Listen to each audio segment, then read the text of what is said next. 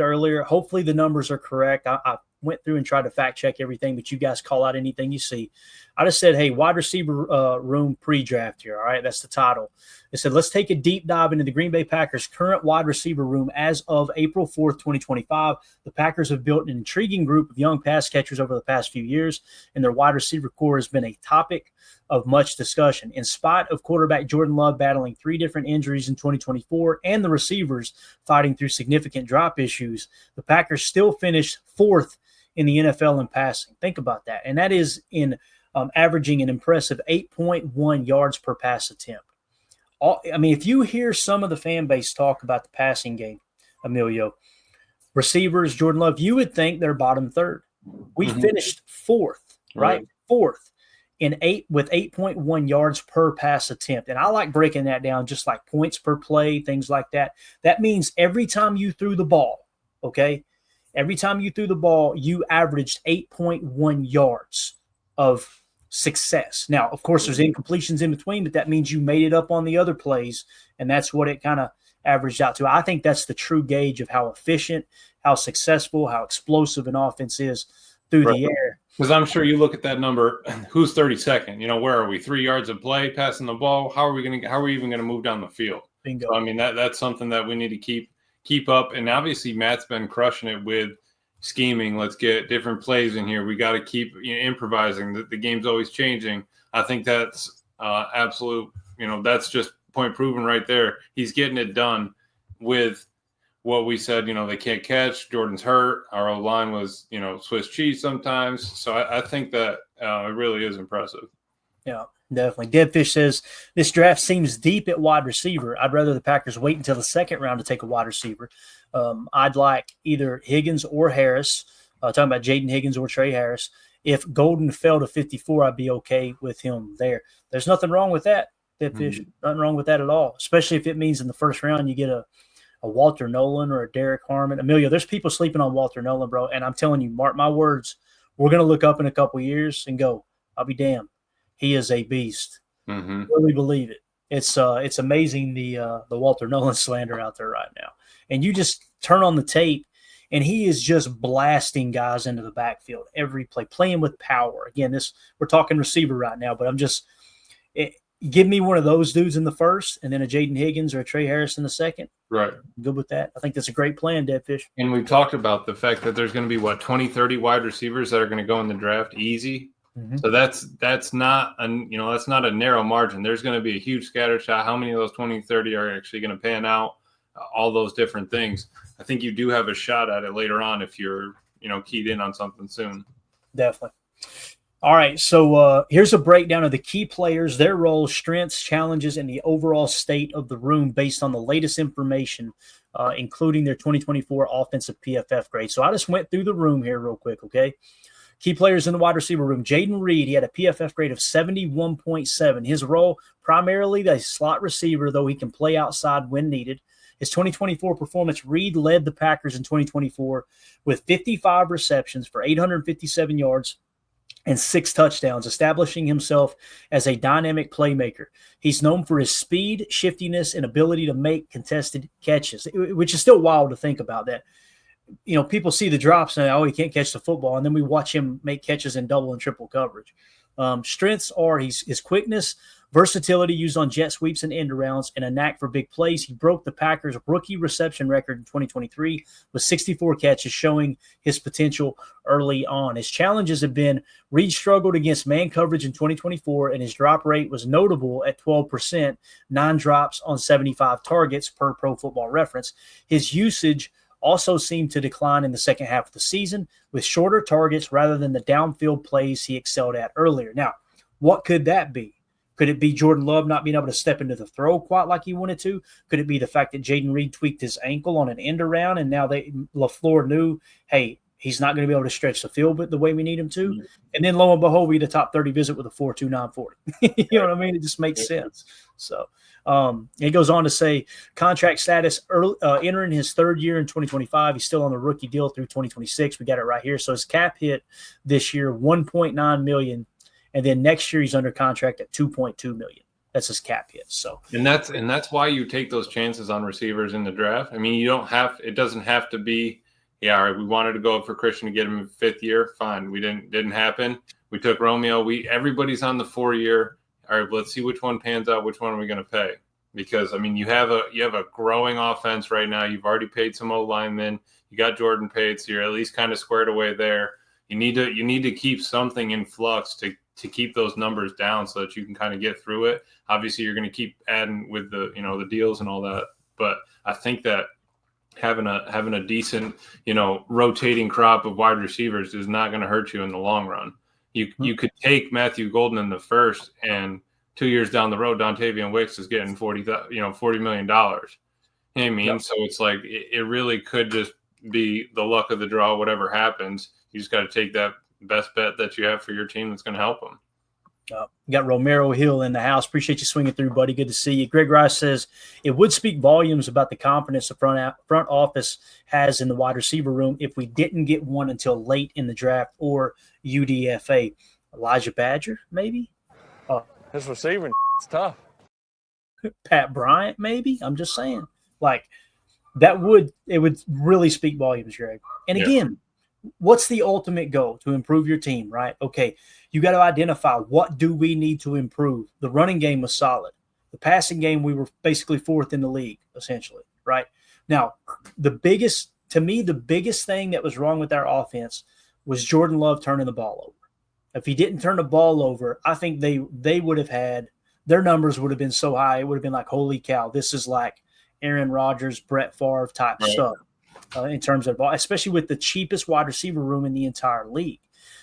So I think that comes into play a little bit there as well. And I could see that, Greg. I'd have no problem with that. And thinking about how he kind of approaches drafts, like what did we need last year? You know, we needed some help on the offensive line. Obviously, it didn't pan out that Morgan played all those downs. But then what did he do in the second? All right, well, let's go get Bullard. Let's go get Edgerrin Coop because we needed help at safety. We needed help at backer. Where do we need help this year? Right. So I think that's where you kind of chase down. That's how we've narrowed it. Yeah. 2-0 for this says our wide receiver room's putting in work in this offseason. Wicks is looking really good. The Wicks slander gets me a little bit. I'm not going to lie. We'll get to him here in a minute, Emilio. But, like, we forget how good he was his rookie year. And it's like all of a sudden this dude isn't allowed to have a sophomore slump. You know what I mean? Like, and again, do I think Wicks is going to be a Hall of Famer? No. Do I think he's going to be an All-Pro? Probably not. But I think he's got the potential that if he returns back to that rookie season form and maybe just takes a slight step forward, you can go, that's a solid number 2 receiver. Yep. And I'm telling you, it's kind of what it feels like in this wide receiver room is you got we said it last year, and I did get made fun of a little bit for it. I ain't going to lie. I feel like we have a room full of number 2s. I believe that. I believe Jaden Reed's a borderline number 1. When I say number 1, guys, I'm not talking about a Phil Tilton wide receiver. I'm talking about a guy who can be number 1 on the depth chart, right? Romeo Doubs, like you put him on any roster in the league, he's competing for that number 2 spot. I just about guarantee it. Christian Watson, when he's healthy, that you could probably contact all 31 other teams and go, hey, would you be interested in Christian Watson? They'd say, hell yes, if he's healthy. It's just the injury issue. Obviously, that's a big issue. So I have a lot of faith in Wicks. Now, does that mean you don't go out and try to improve your team if the board says, hey, best player available is this wide receiver? Absolutely not. You go get him, man. You got to get that. But again, 4th in passing, I just don't see it as a huge issue, me personally. No, but you have to keep replenishing it. It's not. You're never not going to at some point have to take one. You know, it's just everybody's wanting the first rounder. Is it going to happen? Who knows? What's different? What difference is it going to make if the 4th rounder, Romeo Doubs takes off and gets paid versus the first rounder that, didn't pan out. Now he's off the team. That's it. Yeah. Let's see here. Coach Lynn says Kyle Williams, maybe. I'm going to check real quick, Coach. I feel like our board is a lot lower on Kyle than most. We've got him in the 158 spot. But his RES, I'm showing a 0 on an RES, which means it would be less than 7. I don't know if it was complete. I imagine it was. But the Senior Bowl, he balled out, though, and that's usually a pretty good sign. So that's something to kind of, hey, let's look into. He was 64th at his position in 2024. Consensus Big Board had him at 147. The PFF Big Board had him at 152 at the end of the college football season. Obviously, coming out of Washington State, maybe a little lesser known. I think he has climbed up boards since then, but you guys know how our board is. We want to base it strictly on how did people feel at the end of the college football season, and then we'll control how much we add bonuses with the offseason stuff. So Kyle Williams out of Washington State's in the 158 spot for us, Coach. So, yeah, a little later, that'd be about right. What pick would that be, Amelia? Would it be like fourth round? I want to say, let me just pull up the banner real quick. It would be 159 is fifth round, 124 is fourth. Got it. So somewhere around the fifth round. Yeah, Coach, you're spot on there, man. I'd be okay with that. That would be about where his value sits on our board. So good stuff there. All right, let's move along here. Next on the list is Christian Watson. All right, his PFF grade last year, 69.1. His role, outside receiver, deep threat, and the team's primary, quote, field stretcher. 2024 performance, Watson's season was cut short by a torn ACL, limiting his output. When healthy, he's the Packers' most physically gifted receiver at 6'4", 208 pounds, and elite speed at 4.32 40-yard dash. In 2023, he had 422 yards on 28 catches with 5 touchdowns, but injuries have been a constant issue. His strengths are exceptional athleticism, size, and speed make him a matchup nightmare when on the field. He's the only true deep threat in the group. All right, challenges. Durability is the big question mark. He missed significant time in each of his 3 seasons with his ACL recovery. Will likely sideline him for the first half of the 2025 season. Drops have also been an issue at times. His contract status, he's in his contract year. We've kind of talked about this, Emilio. There's a good chance that he's going to have basically from November through January to prove he's worthy of a new contract. Now, there's a little bit of precedent. The Packers seen enough of Rashawn Gary, on a short schedule after he came back from his ACL, and they said, "Not afraid to pay him there." Yep. So there's a little bit of that there, but do I think coming off an ACL, playing for just a month or two, is going to get top wide receiver money? Probably not. But there's a couple different ways you can look at it, right? You can let him play this out, let him test the market, and try to get him back on a market deal, or you can offer him something as soon as you feel comfortable with the ACL being good. That's maybe very team friendly, and he'd look at it and go, if I tear an ACL again, I'm screwed. Maybe I should take this $20 million in guaranteed money that they're offering, right? So, what do you think about Christian there? Obviously, I wanted to include him on the list because it's important to understand he's coming back in November most likely, and he's already been on the treadmill too, posting videos. But when he's healthy, man, he's dynamic. It's just we cannot, just like Jair, we can't deny the fact that he seems to be always banged up, man. Right. And I think that's, one thing, obviously it's going to hurt him in the contract talk. I think it'll, help the Packers. If that's something that hangs up the number, I mean, I would be happy if Christian Watson was, get that man paid enough to keep him happy. Let's make it work for the Packers. But you're right. He's dynamic on the field. When we wanted to get him in the first round for a reason. Goody likes him. It's not that we don't want to keep that frame, that speed around. I think we just kind of need to work on, hey, you watch my back, I'll watch yours kind of thing. We need to get this team put together. Do you want to be a stable piece here in Green Bay?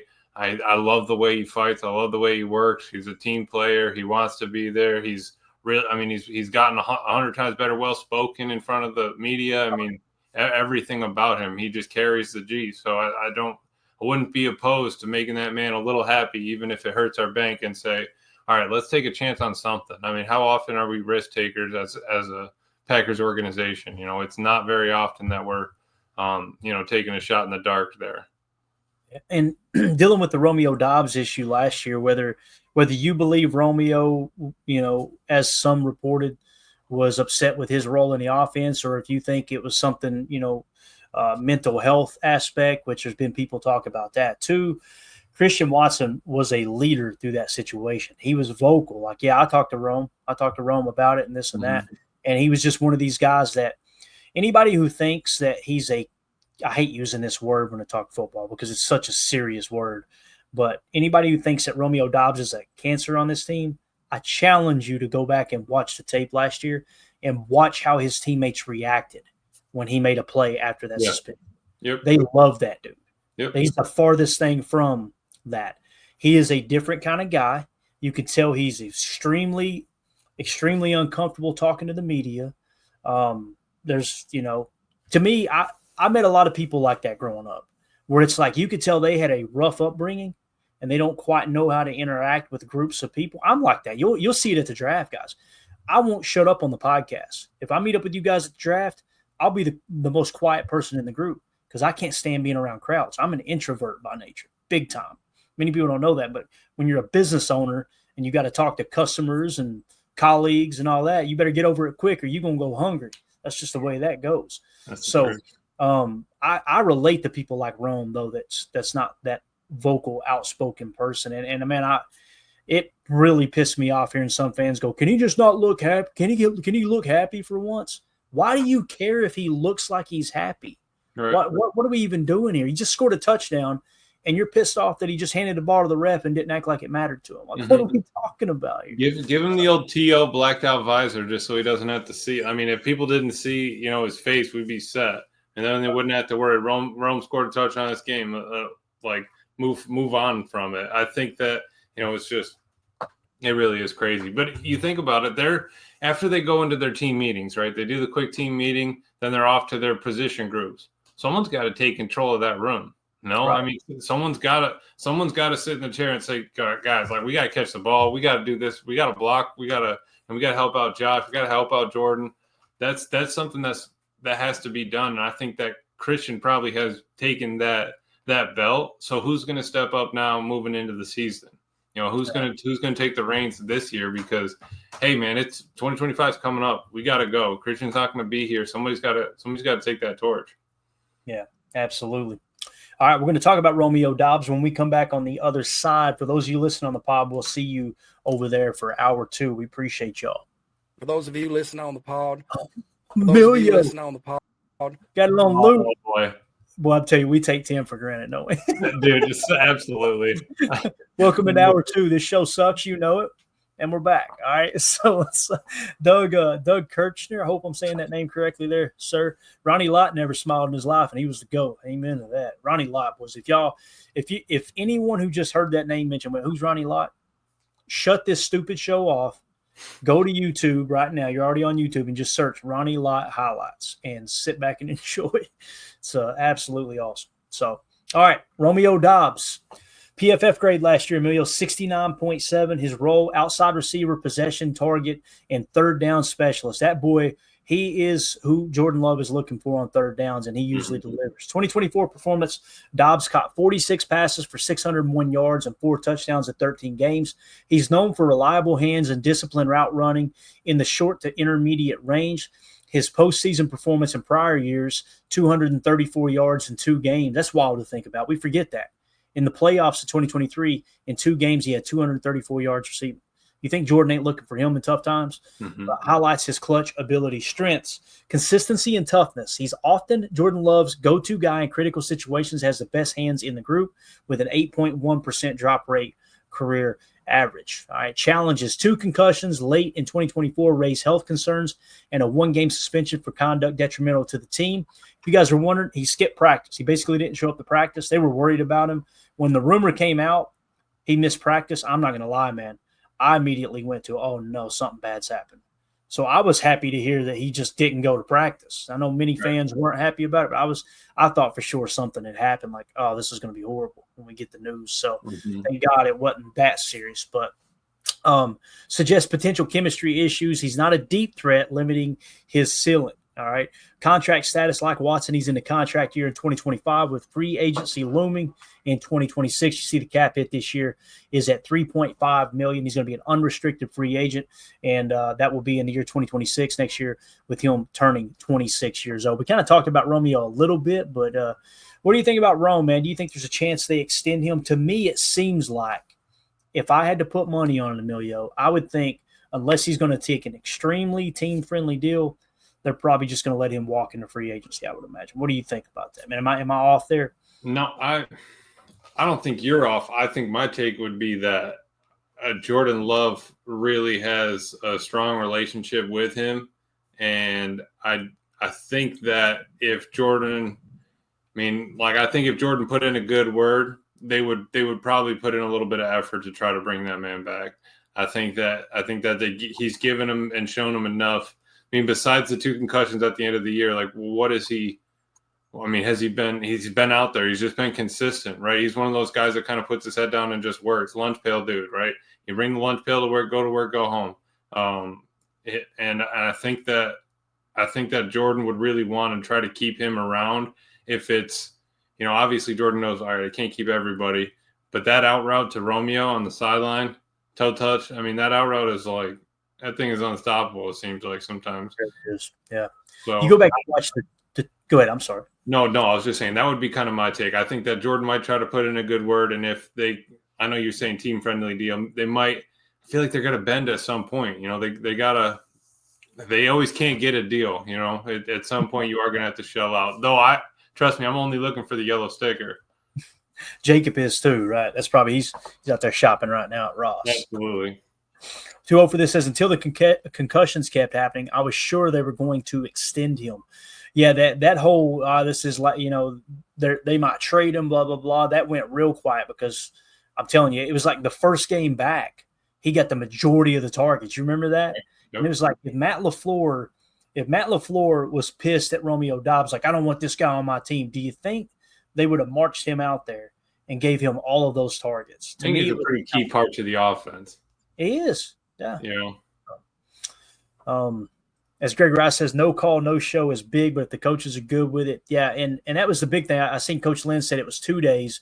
The way I understood it, and I could be wrong, Coach, is he missed that day of practice, and then when they sent somebody to his house to find him, they found him. He was there, and they said the reports that came out, and again, this wasn't the coaches never said this. This was what was reported, right? That he was upset with his role on the offense. And then Matt LaFleur, if I remember correctly, at a press conference said, we told him to take tomorrow off, get his mind right. And then they suspended him for that game, and they started fresh next week. That's the way I remember it, but I could be misremembering it. So I think that was right.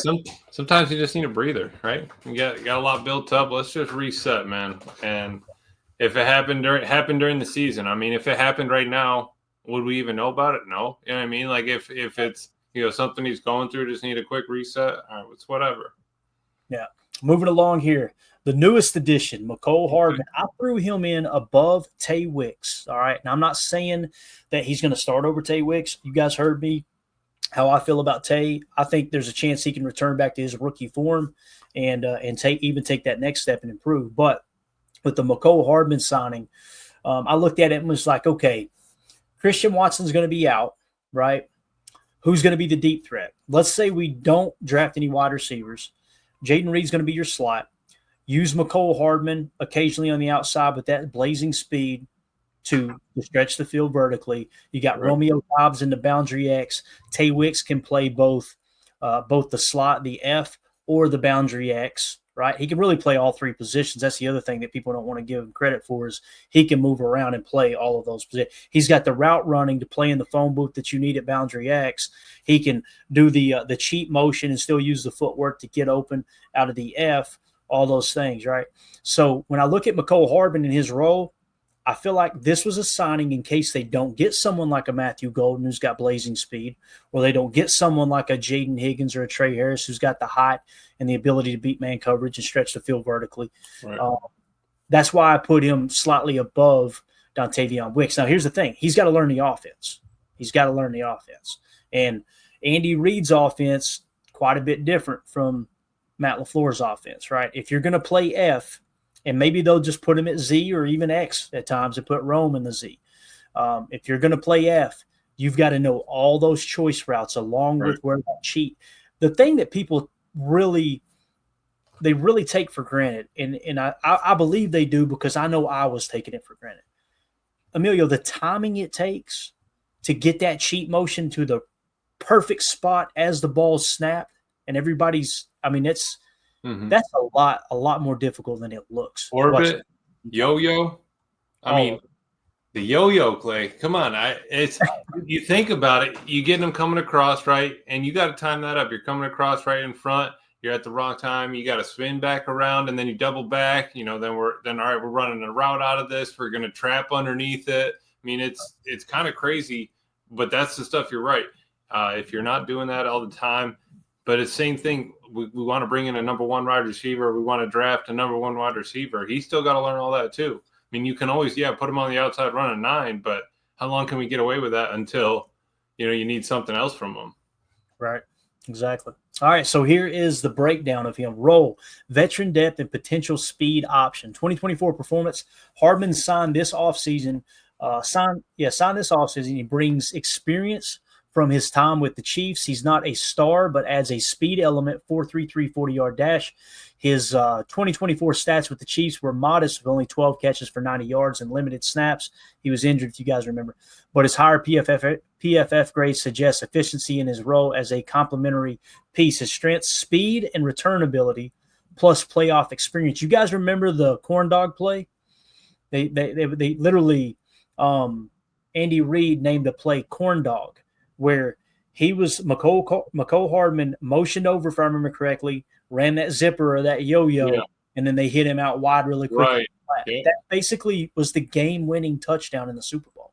McCole Hardman caught that.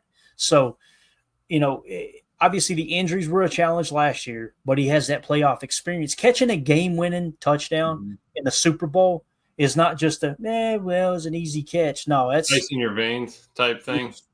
Exactly. Yeah, and I think that, Clay, let me ask you this: taking or signing a 4-3 guy, does that put us more in the boat of, all right, we need to potentially replace this with another 4-2 guy?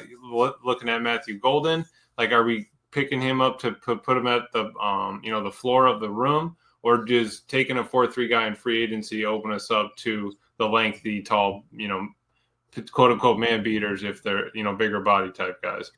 Yeah, I think when you look at the tape from last year, what you seen was Matt LaFleur realized real quick, all right, Jordan got hurt in week 1, right? Right. So listen, we got to really lean on the run. We got to press into this running game, right? So they went that route. And I'm trying to think of like some of the passing concepts, the majority of them. I don't remember a whole lot of them just dropping back and bombing that thing deep. Now, against Philly, one of the 3 interceptions that Jordan Love threw, and I seen earlier people were someone said something about, the wide receivers were kind of paraphrasing. The wide receivers might have been the reason we lost to Philly. We lost to Philly because Jordan Love threw 3 interceptions, if I remember correctly, and we fumbled the opening kickoff. Like, I don't look at that going, boy, if we had a good receiver, that wouldn't have happened, right? But one of those interceptions, what I was getting at was they were hitting home with the pass rush. Nobody was open. They were literally stressed. They were begging us to throw it deep. Jordan, unleashed a dot. I thought it was a perfectly thrown ball. I think it might have been to Tay Wicks, I believe. And the DB just made it outstanding. Kind of down the seam there? I was thinking it was on the sidelines of when I was thinking. Okay, all right. Yeah, I remember. Because I just remember the corner, and I think it was Tay Wicks as he went to adjust to the ball. The corner literally last second just gets his hand around and it just stuck around in his chest. Yep. Right. And you like to see Tay go up and play defense there with the DB being in position. As I'm sitting on my couch eating Cheetos, I'm talking about a split-second decision the wide receiver should make, of course. So, but yeah, just so to kind of answer your question, I think with Jordan being healthier, McCole needs to be that guy to take the top off. And again, I think Ryan Schlipp hit the nail on the head with his take on this. This McCole Hardman signing isn't like, we got our guy. Right. It's, hey, if the draft doesn't fall just right, we're okay. As opposed to, boys, we've got to really reach and make sure we get that receiver. Yep. So that's kind of how I see that. I love it. Yeah, no, I think that's a great point because you don't want to put yourself in a corner. Why would we box ourselves in a corner if we didn't need to? If you're fine, if you're happy with McCole, all right, let's get him in here, sign him 1-year cheap deal. We're good to go, move forward. And we still have guys that aren't even on an actual contract right now. We got the rest of our rooms on a rookie deal. If we go take another one in this draft, we're going to have another one on a rookie deal. We'll just rotate out the next 2. You know what I mean? It's just a rolling average, basically, of those wide receivers. You just keep it moving. Right. And again, I'm running everything that we're talking about with the receiver room. The reason I want to do this is because it gets me thinking, like, okay, what am I missing here? Let's step back from draft for just a second and let's look at the wide receiver room. What exactly is going on? And the thing that I'm running through that filter every time is we were 4th in the league in passing. We don't need to go out there and try to be the first in the league, right? Yeah. The goal should be protecting the football, controlling the time of possession, making sure we're winning the turnover differential, and we're controlling the middle 8. That should be, and of course, the penalties are going to be huge. You got to. That's why I really like the the Aaron Banks signing, which is kind of what Deadfish is saying here. I like the Aaron Banks signing because I think that will cut down on some penalties, right? You got a veteran coming in. With the addition of Banks at guard, I think we're going to lean on the run this year too. I could see that totally. See that. The penalties, Clay, you got me. I mean, that was what I was screaming about for like 5 weeks. Can we get it under double digits, please? I mean, please. We need to. And I think that having to lean into the run last year really can help the team moving forward this year. All right, hey, we know where our base is. We know what we can do. We've kind of gotten, maybe skimmed down on the zone a little bit. We've gotten a lot more gap, power. Let's bring, Brooks in motion. Let's kind of get a leader in there. We still have a little split flow. But let's lean on the run, base it off that. That way you can get Jordan under center. Let's bring play action back. The game is cyclical. We're not sitting in shotgun 5 wide anymore. We kind of rotated around. We got into pistol, a little bit more play fake. Let's get some eye candy back there to open up the space. Matt LaFleur will open up space for wide receivers. We don't need somebody that's going to be, all right, I'm 6'8". I'm going to be able to just chuck this corner to the sideline and just go run a streak. Or I don't need a 5'6" dude that can run 100 miles an hour. Let's just get him into space, get him the ball, let him do work with the ball in hand. And we had Christian Watson, and we didn't try to do that. We weren't just bombing at every play, right? We threw a drag route to him, and he took it 60 yards, and Blankenship got cooked. You know what I mean? You take what the defense is giving you, man. Yeah. Greg Rice says, I hope 8, talking about Josh Jacobs, can get more yards on less touches to lighten his load. I do not want to run him into the ground. I think that's a great point, Greg. It's a great point. We got to protect him because I think this team, do you remember how many games we won? Somebody help me out. I don't look at the end of the year and go, what were the end results? How many games did we win? I can't even remember. Was it 10, 11? I think it was 11 maybe. I want to say 11, but I honestly don't remember either. So the goal is win 10 and you're in, right? With this new format, you probably want to try to hit 11, but you win 10 games, you're probably in the playoffs. And look, let's be playing our best football going into the playoffs. Thank you, J. Cole. Remember here on YouTube, he said it was 11 wins. You want to be playing your best football as the playoffs start. That's the thing we did not do last year. Mm-hmm. Bates says 11-6. Thank you, Bates. So, that's something. And isn't it wild? We got off to, I felt like, a fairly fast start last year compared to other years. I know we lost to Philly week 1, but boy, oh boy, Malik Willis came in, bang, bang, bang, bang, bang. We just kind of took off, right? So we started a little better last year, in my opinion, even though we dropped week 1, but it seemed like we tapered off down the stretch, right? I found myself at the end of the year going, man, this team's not playing their best football right now.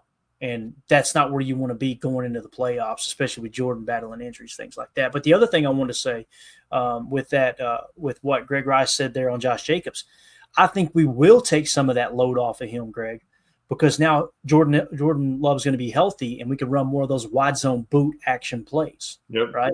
And get him out on the edge and run him a little bit too. That's going to take a big load off of Josh Jacobs, I think. So, and all this taken, Bates said here, lost the last 2 games going into the postseason. That's exactly what you were saying there. That team's not looking great going into the dance. I mean, that's where it comes down to. You got to be playing your best ball or at least climbing up to it. But I think that's a great point that Greg was saying there with 8. And if we can, get him more yards on less touches. All right. At the same time, all last year we got Tucker Kraft turning into truck and cheese. You know what I mean? So now we got a dude down there. Okay, we didn't know that before. All right, I feel like a lot of things kind of opened up our eyes when we lost Jordan. All right, hey, we need to figure out our O-line. How are we going to handle this? All right, we need to get our run game hammered out. All right, check. Let's get a tight end that we can throw the ball to in case Jordan comes back and he still can't move. All right, check. Tucker can take it 60 yards or give him a screen, get the ball in his hands and go. Okay, let's figure out what our wide receivers are doing. We're still working on that. All right, fine. Let's work on it in the offseason. I think it's just kind of the way they're moving. Yeah. J. Cole in the chat says, Marshawn Lloyd will be important at running back this year if we don't want to run JJ into the ground. We're getting him back. Feels like an extra draft pick. It really does. Yeah. Extra third-round pick at that. Deadfish says, Marshawn, y'all are thinking just alike, Jay. Marshawn Lloyd being healthy can be a big help to Lightning. 8's load. Completely agree. All right, moving on to the next wide receiver here, Dontavion Wicks. He graded out a 65.1. Boy, you'd have thought the way the fan base was talking about him, he graded out as a 40, Here's what it says. Rotational outside receiver with some deep threat potential. 2024 performance. Wicks led the team with 76 targets. I repeat, Dontavion Wicks led the team with 76 targets, catching 39 passes for 415 yards and 5 touchdowns. His efficiency was elite in 2023 with a .48 EPA per target, 6th in the NFL, but in 2024 was marred by inconsistency. If he returns back to that 2023 form, I'm telling you, man, it's going to be game on. And we'll probably be sitting there going, damn, do we extend Tay Wicks? Is that the guy that, strengths are outstanding route running and ability to get open, 16th in the league in target per route run or per route percentage in 2024.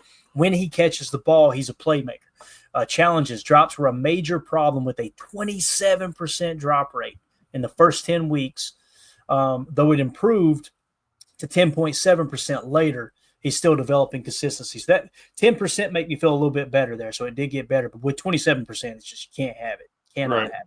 Right. And, of course, he's still developing consistency. His contract status, entering his third year in 2025 under contract through 2026.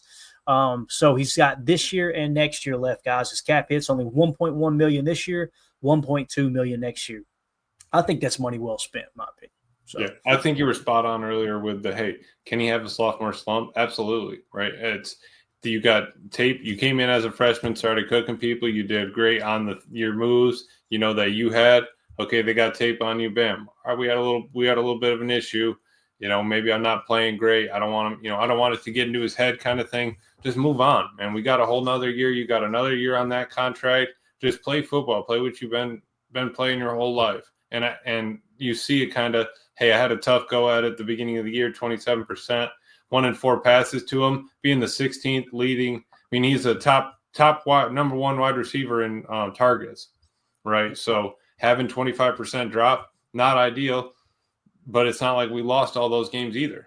Right. Going through so it's like you're looking at the 27%, like, wow, that was terrible. What was our record in that? What?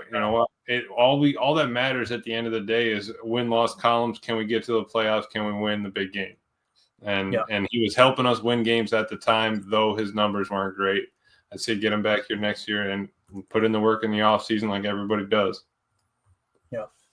Up next is Bo Melton. PFF grade in 2024 was a 63.2. His role, a depth piece, an occasional big play threat.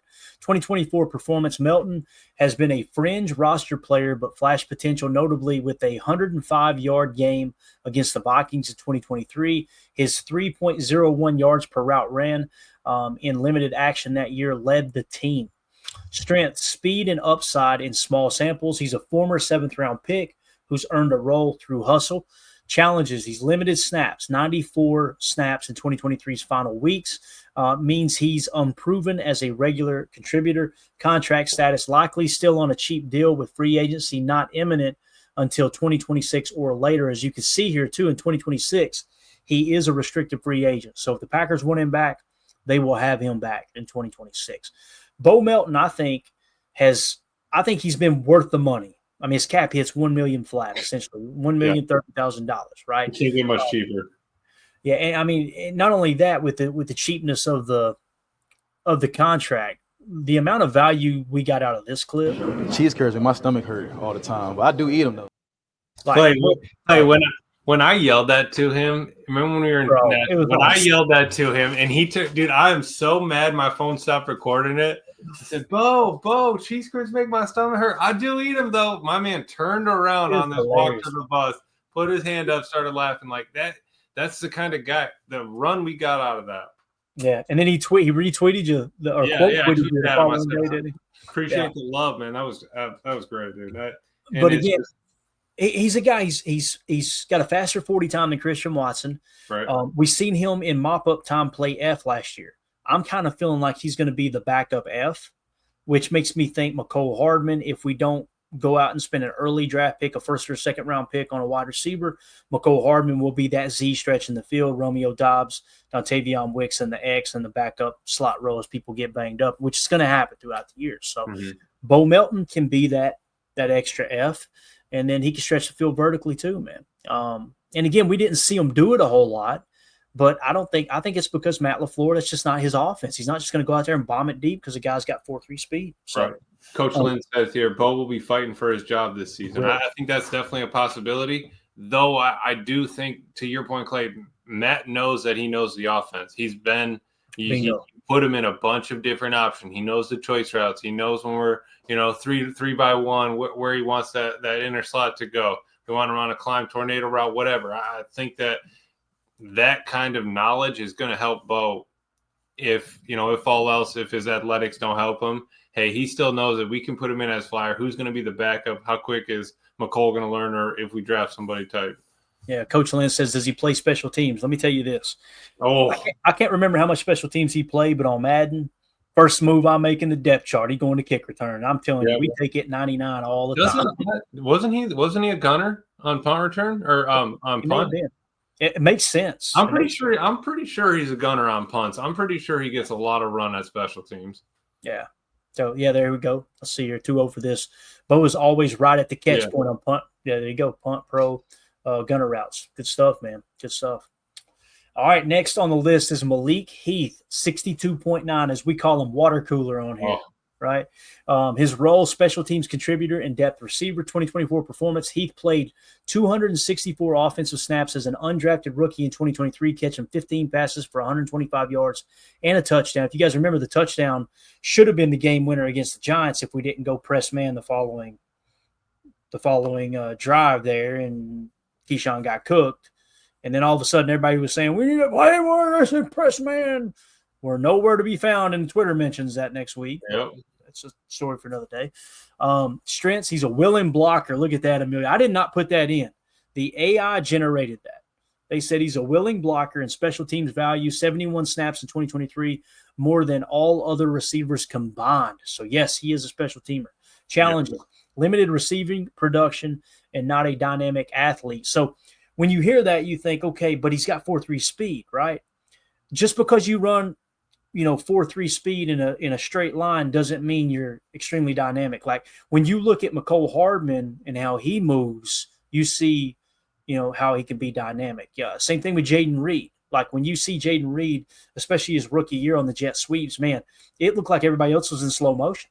Right. Christian Watson is one who's got it. Like when you heard, who is it, Big Play Slay, right? Darius Slay said, boy, when you think you got the angle on him and he outruns you, you know that boy fast. Like it's like I played this game a long time, and I know I've got this angle, and all of a sudden he's pulling away, and I'm like, what the hell is going on right here?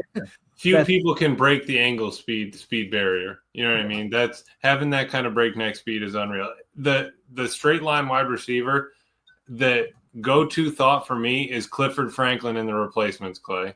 You know what I mean? Dude has absolute lightning speed. Cannot catch a loaf of bread. We need to get Stickum on his hand. I mean, and he's over here. That's a straight line receiver that can't do anything. I don't think Malik is that, because you get him in there, you get him in, digging him out, playing that special teams. And maybe some guys aren't super agile, but sometimes you need a goon in the slot. Sometimes you need somebody that's just going to go crack some skulls. Absolutely. I'm telling you, man, every team needs a couple goons. Right. Get a chance. Go back and watch the Bulls in the 90s and watch Dennis Rodman just go out there and just troll people and be a goon. It's just, man. You get a lot from corners, right? You get jars, you get that sort of, your head. Sometimes you get a crazy linebacker that just wants to just level anybody that comes across his path. But sometimes you need that on offense too. If you're not going to get it from, a specific lineman or anything, we need a little bit of strength on the outside. Definitely. So in terms of his contract with Bo Melton, obviously his cap hit this year, $1 million flat, $1,033,000, restricted free agent as well. So what does that tell you about the last two we just covered? Bo Melton and Malik Heath, right? Restricted free agents. Like we're in good shape there, man. We're in good shape. You can get both of those guys back for pennies on a dollar next year, what it comes down to. So, and they already know the offense. That's a pretty high floor, in my opinion. When you got guys grading out in the 60s and in around 65 range for a wide receiver, a couple wide receivers who are going to be basically back on probably a $1.5 million contract, you feel real good about the basement. And you've basically raised the floor a little bit. Yep. Now what we need to do is try to raise that ceiling, and whether it's Tavion Wicks takes the next step, Jaden Reed returns, back fully healthy from the ankle. Christian Watson, if he arrives in November and he's the same Christian Watson taking the top off.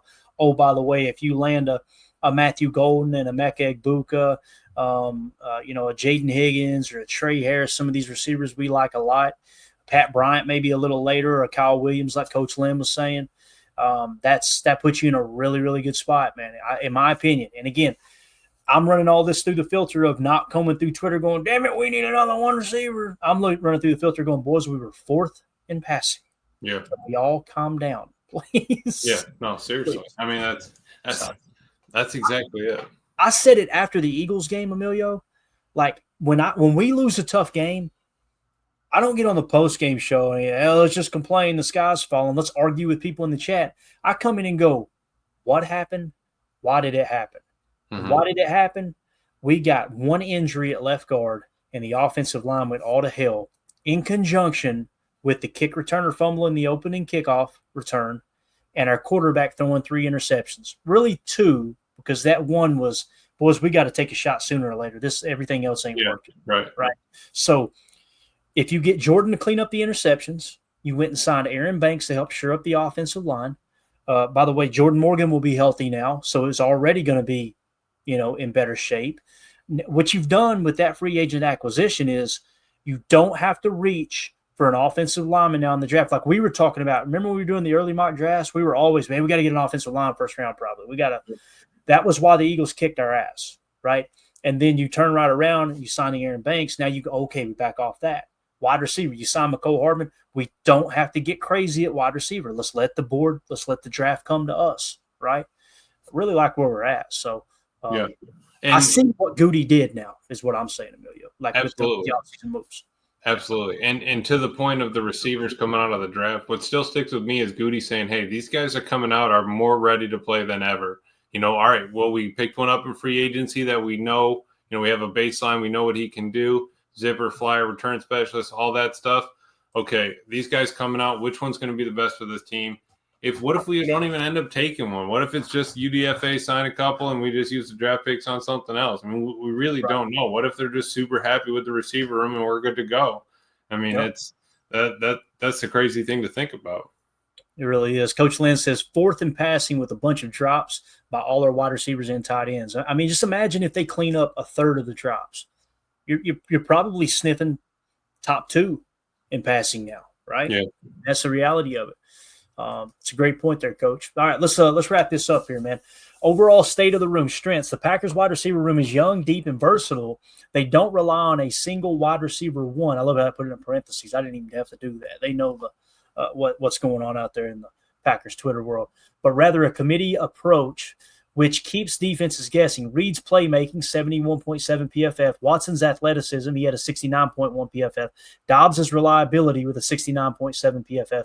And Hardman's efficiency, 72.8 PFF. Give Jordan Love a variety of options. The group's unselfishness, running routes to clear space for others, has been praised by Love and offensive coordinator Adam Stenavich in 2023. They had a different leading receiver each month showcasing their balance. Now, I want to say this. I remember talking in 2023, Emilio, about the route tree that Romeo Doubs was running. I was watching tape and cutting clips for Chalk Talk, and I'm like, every single play they're asking him to run a go, and he's not coming out of the game. That's not fun. So if Rome's was complaining a little bit like, hey, can we switch? Can I get some? Can I run the crosser or the dig or the climb route? Right. I'm telling you, I felt bad for him. I'm like, how is he doing this? Running 45, 55 yards down the field, full sprint, ball not being thrown to you, coming back to the huddle, going to the other side, running 45, 50 yards down the field, full sprint, and he was clearing things out. When it says unselfishness, clearing space for others, that was Romeo Doubs. Yeah. I'm telling you, in 2023. So, because a guy like that and a guy that comes back to the huddle, and obviously he did say something in the end, but a dude that's going to do that every play and not be dogging it. I mean, you're going to get a guy that, I mean, you saw with all the Bears wide receivers, the dude walked off in the middle of the play. Like, let's just head out of here. Romeo is going to run that.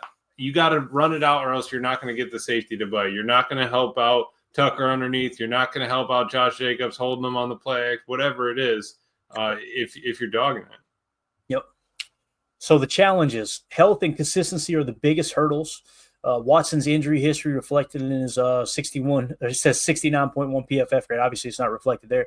Doubs' concussions and the collective drop issues. He had 29 to 30 drops, depending on which site you're looking at in 2024, third most in the NFL. Have held them back. Without Watson's speed for the first half of the 2025 season, the offense may struggle to stretch the field, especially if Reed continues to falter against man coverage. The lack of a true alpha receiver has been debated, though their, quote, handful of number twos. Where did they get that from? I think I'm the only person who said a handful of number twos. Hey, this thing listening to me, it's just wild. Approach has worked so far. Future outlook. With Watson and Doubs in contract years 2025 is pivotal. The Packers may not re-sign both, especially if Watson's injuries persist or Doubs' off-the-field issues resurface. Great that it brings that up. Reed and Wicks are locked in through 2026, providing stability, but the team could look to the 2025 NFL Draft for a long-term addition. Likely on day 2, given their history, no first-round wide receiver since 2002. How cool is it to pick this up? Names like Iowa State's Jaden Higgins at 6'4", 214, 4'4", 40 fit their mold of big, productive receivers. Guys, here's the guy. The way that Grok works, it kind of adapts to you as you go, and I'm letting it know I don't care about those stats. I'll tell it. Don't need those stats, Grok. Kick them out of here. Let's focus on what the hell matters. And the fact that it just interjected, it's the first time I've read this, by the way.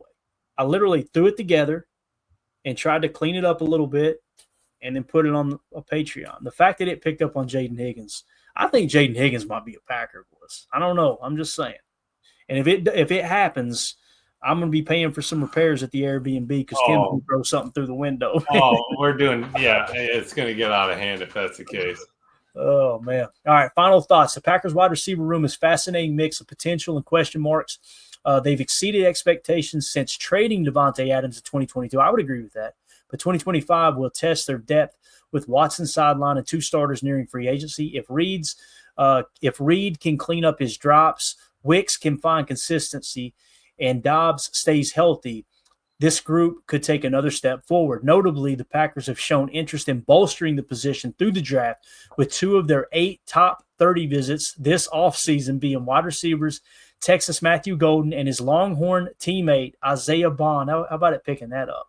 Golden, a speedy deep threat with returnability, and Bond, a polished route runner with SEC production, could signal a plan to add more firepower.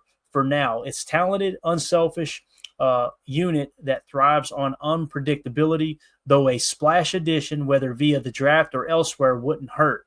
What do you think? Should they stick with the crew or make a bold move? You guys let us know in the Patreon group. So, Emilio, any thoughts on that whole conversation there with wide receiver, man? I thought there was a lot of information there. It's just good to get kind of that primer, and we're going to do that with the cornerback room soon as well before the draft, because obviously we're in the market for a corner potentially. So, what do you think, man? I think it was a great conversation. I think it's something we have to do. We kind of got to cover all our bases.